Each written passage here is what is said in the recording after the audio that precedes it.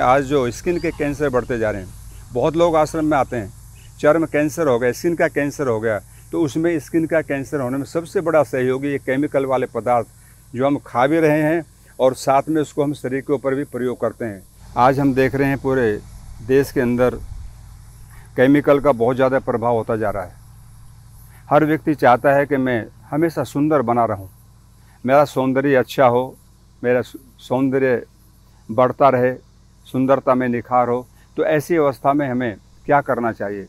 हम प्रयोग करते हैं साबुन का, या कई प्रकार के ऐसे लोशन हैं मार्केट में मिलते हैं जिनका हम शरीर पर लगाकर उसका प्रयोग करते हैं, या पाउडर हैं, कई प्रकार के ऐसे क्रीम हैं, हम उसको लगा करके अपने सौंदर्य को बढ़ाना चाहते हैं। लेकिन मैं बताना चाहूँगा आप सभी को, सौंदर्य बाहर की चीज़ों से कभी नहीं बढ़ सकता। सौंदर्य अंदर की चीज़ है। जितना हमारा डाइजेशन अच्छा होगा, खान पान अच्छा होगा, सात्विक आहार लेंगे, उतना ही हमारा सौंदर्य बढ़ेगा और हम हेल्दी और स्वस्थ रहेंगे। लेकिन केमिकल्स युक्त कोई भी किसी प्रकार की क्रीम या साबुन या लोशन कभी भी हमें हेल्दी और स्वस्थ नहीं बना सकता, हमारे सौंदर्य को नहीं बढ़ा सकता। तो ऐसी अवस्था में हमें इन केमिकलों को यूज़ नहीं करना। इसके स्थान पर फिर हम क्या प्रयोग करें? परमात्मा ने इस धरती के अंदर बहुत से पदार्थ दिए, उनमें से एक पदार्थ है मुल्तानी मिट्टी।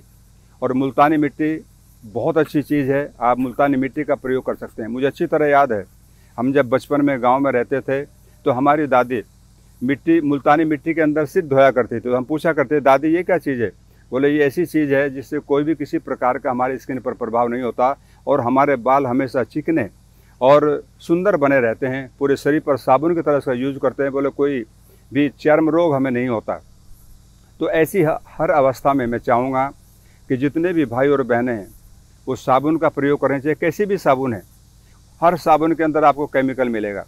तो ऐसी अवस्था में हमें मुल्तानी मिट्टी का प्रयोग करना है। आप 1 किलो मुल्तानी मिट्टी ले लीजिए और मुल्तानी मिट्टी लेकर के शाम को लगभग 1.5-2 लीटर पानी में उसको डाल दीजिए, तो वो सुबह तक गल जाती है। और गलने के पश्चात आप उसमें प्रातःकाल 50 ग्राम नीम का तेल डाल दीजिए, और नीम का तेल डाल करके आपको पंचसारी के यहाँ से मिल जाएगा, और उसको हिलाकर बढ़िया तरीके से उसको मथ दीजिए एक बार। अब वो आपकी साबुन तैयार होगी।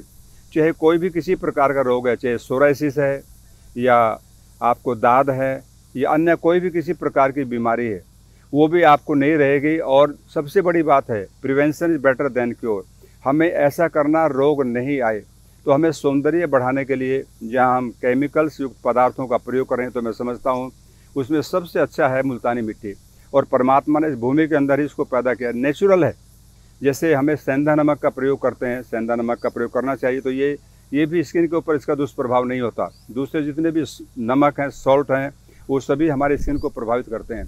हमने कई बार कई लोगों को देखा, उनका चेहरा काला हो जाता है। बचपन में बहुत सुंदर थे, लेकिन जैसे जैसे वो जवानी की ओर बढ़ते हैं और इन चीज़ों का प्रयोग करते हैं तो उसका फेस काला हो जाता है, वो शीशा देखने में भी दिक्कत होती है।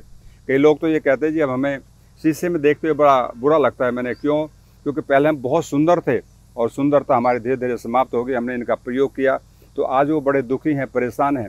तो ऐसी अवस्था में हमें प्रयोग करना है मुल्तानी मिट्टी का। उसमें नीम का तेल डाल करके आप पूरी शरीर पर लगाएं, बालों पर, कहीं भी आप लगा सकते हैं, पूरी बॉडी के ऊपर। तो मैं समझता हूँ ये साबुन का एक विकल्प है और केमिकल से बचने का उपाय है। हमारा सौंदर्य बहुत अच्छा रहेगा। तो मैं चाहूँगा जो भी भाई बहनें हमारे इस कार्यक्रम को देख रहे हैं वे सभी इन चीज़ों से बचें और मुल्तानी मिट्टी का प्रयोग करते हुए, वो सस्ती भी है और साथ में उसका हमारे शरीर पर कोई दुष्प्रभाव नहीं होता। तो हम अपने शरीर को सुंदर बना सकते हैं।